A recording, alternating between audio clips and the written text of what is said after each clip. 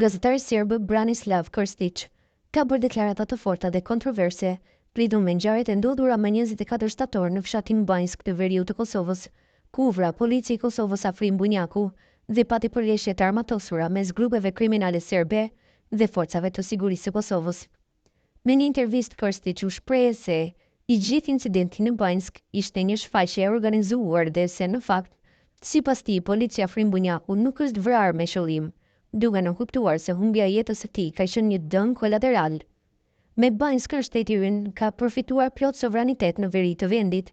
Qeveria jon ka marrë leje për të vendosur rreth 10.000 polic në veri, tha Krstić, duke lënë të kuptohet se ngjarja i ka shërbyer më shumë autoriteteve të Kosovës për të rritur prezencën e tyre në veriun e banuar me shumicë serbe. Ai po ashtu theksoi se veprimet e qeverisë së Kosovës nuk janë të pakoordinuara, duke përmendur se çdo hap është ndërmarrë në bashkëpunim me partnerët ndërkombëtar.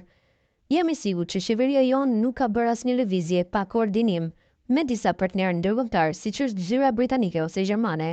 Asnjë veprim i shtetit tonë në 4 vitet e fundit nuk është bërë pa aleatët tanë, deklaroi gazetari. Deklarata më e diskutueshme e Krstić ishte ajo lidhur me vdekjen e policit Afrim Bunjaku.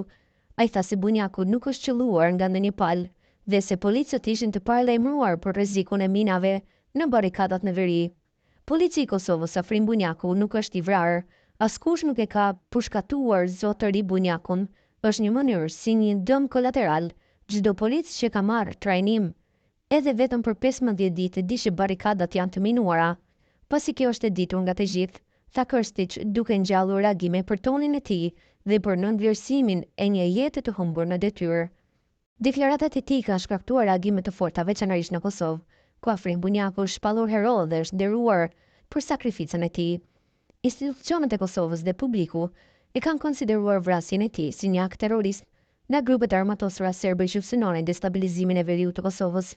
Krstić është një emër i njohur në mediat serbe, shpeshherë me qëndrime kundër politikës zyrtare të Beogradit, por edhe me komente që ngjallin polemika në dyja palët. Deklarata të tilla, si ajo për vrasjen e policit Bunjaku, kanë potencial të tensionojnë më tej marrëdhëniet tashmë të brishta ndërmjet komuniteteve në veri të Kosovës.